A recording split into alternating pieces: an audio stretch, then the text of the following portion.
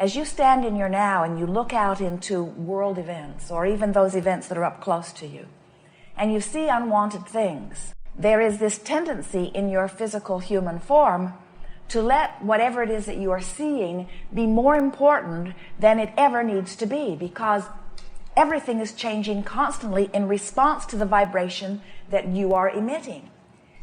It would be like setting your radio dial today with all of the sophisticated equipment that you have and then complaining about what you're hearing when there are so many other choices that you could tune into. But it's like sometimes you have it stuck on one station, which you really don't like very much, and then you just keep commenting to one another how unpleasant that one station is. And someone from broader view, or someone who's not stuck in the complaint, might say, there are other options, but you might say, oh, yeah, because the other options feel hard. What's playing is sort of consuming you and feels like your whole world. And we really want you to leave here today realizing that anything that's happening in your experience, whether it's a physical condition, even one of diagnosed illness that is dramatic and scary, or financial trouble, even if it is looming very large and very big, or relationship unsteadiness or discomfort, even if it is strong, we want you to leave here realizing that those things are only happening to you because you're stuck on a station that you could change so easily if you just would look at it in that way. We want to assist you here today in feeling more your powerful, in this moment, opportunity to select what you give your attention to in order to adjust your own vibration. And when you select what you are giving your attention to in order to adjust your own vibration, then you affect either your allowance or your disallowance, either your allowance or your resistance, either your good feeling or your bad feeling, either your positive emotions or your negative emotions. You get how it's all the same thing. You are able to adjust your connection with your source, which is everything. Because when you are fully allowing your connection with your source, you are radiant, you are clear-minded, you are joyful, you feel good in the moment, you're usually smiling, your heart is swelling, you feel appreciation, you feel love, you feel fantastic, you're in love with life. It's like first day of vacation feeling all the time. In other words, it's that feeling of awakening and feeling free and knowing that all is well and feeling adventurous and eager about the way your life unfolds. That's what connection to your source feels like. And any diminishment of that is always because you have acted like a human and you have found something in your observable environment, and as you observe it, you don't like it. Sometimes you say, well, Abraham, we hear what you are saying, and it makes sense. I can accept that I'm vibrational, and I know I can feel the difference in my day-to-day experience when I find something pleasant to focus upon as compared to when I find something not pleasant to focus upon. But Abraham, I don't have control of my environment. I can't control what's happening with my parents, or I can't control what's happening with the economy or what's happening in my work environment. I can't control those things. And sometimes there are things that are happening that are very personal to me that just feel bad when I look at them, and yet I can't not look at them. I can't not think about my parents. I cannot not give attention to my children. I can't withdraw from the life that I have gathered around me. I can't just run away. And we don't want you to run away, but we do want you to begin to exercise your control of choosing what you give your attention to. Because we've noticed that when you give your full and undivided attention to those unpleasant things, you don't fix them either. In other words, you don't make those situations better by joining the misery. And as far as we can see, as we have seen you, and we have seen all of you, the only thing that you are using as your justification for mucking around in that unpleasant stuff is there are others mucking around in it, and you feel guilty when you don't too. Why should I be joyful when my mother is in pain? Or why should I be joyful when those around me are suffering? Or how can I be happy when I can't pay my bills?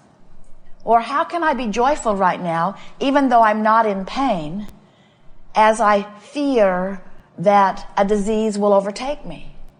And we say, folks, you just got to start focusing, because you cannot control the conditions of your environment, and you cannot feel good when you look at conditions that do not please you. And the reason you don't feel good when you look at the conditions that don't please you is because you choose to look at something that your source does not join you in. Jerry and Esther were saying goodbye to Elsie, lovable cat. And Esther said, "Goodbye, Elsie. We're going to be gone a really long time." And Elsie looked at Esther and said, "I don't care."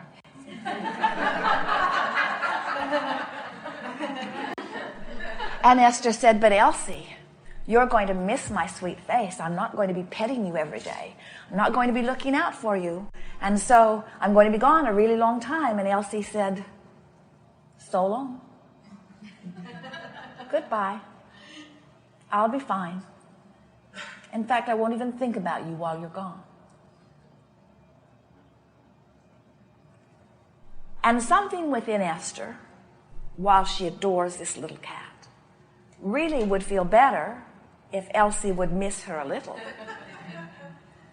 Because isn't suffering in the absence of someone you love proof of love? We're really wanting to help you to feel the absurdity of that. Even though it's rampant in your society, we're wanting you to want so much for your own personal joy that you can be as selfish as your cat.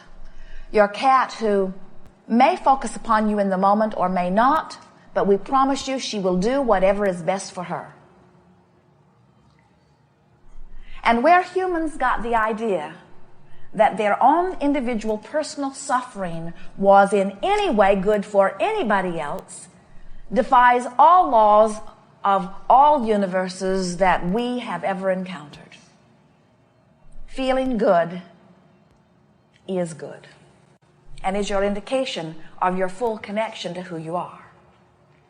So we're wanting to help you to remember, to reorient you, almost to shock you into the awareness that every consciousness, which includes your full human form and even the cells in your body, every consciousness is and must continue to be selfishly oriented, because unless you are reaching for what is individually best for self, you cannot stay connected to Source. And the whole that is well-being based cannot continue to be. So finally you have to say, and really mean it, and then practice it, nothing is more important than that I feel good, because the way I feel is my indication of my connection to Source. Nothing is more important than that I feel good. And everything else is irrelevant. Now, we know that's a big step, and you're not going to make it all at once, but we want what's happening in your body right now to be irrelevant. We want what's happening in your mind to be the most important thing. We want the way you feel about your thoughts to be more important than what you think about what is. Because when you're looking around at what is, there's a whole lot that isn't as you want it to be, but as you objectively and fairly contemplate all that is, then you clutter up your vibration, jeopardize your connection to your Source, don't feel so good, and then blame whatever it was. The freedom will truly come to you when you learn to exercise the power of your own focus. And we have never met anyone who could exercise the power of their own focus who didn't first decide, I really, really, really want to feel good. Nothing is more important than that I feel good. Everything other than that is irrelevant. I'm going to focus upon that which feels good. And as you begin to let that be your dominant quest, it is our promise to you that everything in your environment then begins to take shape to that. Because your environment is coming in response to your thoughts. Do you hear that? Your environment comes in response to your thoughts. So often humans play it the other way around. Their thoughts come in response to their environment. That's why you're quite often wanting to control your environment. You say, let's get the bad stuff out and the good stuff in. Let's vote it out. Let's bomb it out. Let's boycott it out. Let's penalize it out. Let's find some ways of punishing enough that the bad stuff stays away. And we say, you can't punish enough that the bad stuff stays away. You're wanting to adjust your vibration so that you become a vibrational match to that which you personally have identified as that which is good. So, as you look out into your world and you see things that are wanted, we know how good that feels. And we can understand how you would want to promote those good things. And then when you look out into your world and you see things not wanted, we can understand how you would not want to promote those bad things. And what we are saying to you here is that the promotion, every bit of it, happens by your attention to it. There are those who say, if we do not give our attention to unwanted things, then the unwanted things will overtake us. And we say, when you give your attention to unwanted things, more unwanted things come. It is only by giving your attention to wanted things that you activate that vibration within you. If you could just for a little while, just for a day or two, even just as we are playing together here in this gathering and in a couple of days that follow it, if you could just try to look at life this way. What's out there is out there for whatever reason. It is what it is. But my life isn't about what's out there. My life is about how I feel now. So right now, I'm going to do my best to find something that feels good right now, because life is right now. So if I look for something that feels good now, then I'm really utilizing life well right now. And if I see something that doesn't feel good right now, while it always helps me to exclaim what I prefer, holding my attention to what is not wanted right now will only perpetuate more of what is not wanted into my life experience. So the orientation that we are wanting you to play with just for a couple of days is, while all this flesh, blood, and bone surrounds me, while all this material stuff that looks like real life experience surrounds me, and while all of the statistics about all of it surrounds me, while there is all this fact or truth around me, all of it is just this byproduct of how a bunch of us have been focusing in our now. We would like you to sort of see the world and all of its manifestations as nothing more than what the radio is receiving. In other words, you turn that radio on and it really isn't much of a thing at all unless something's coming out of it.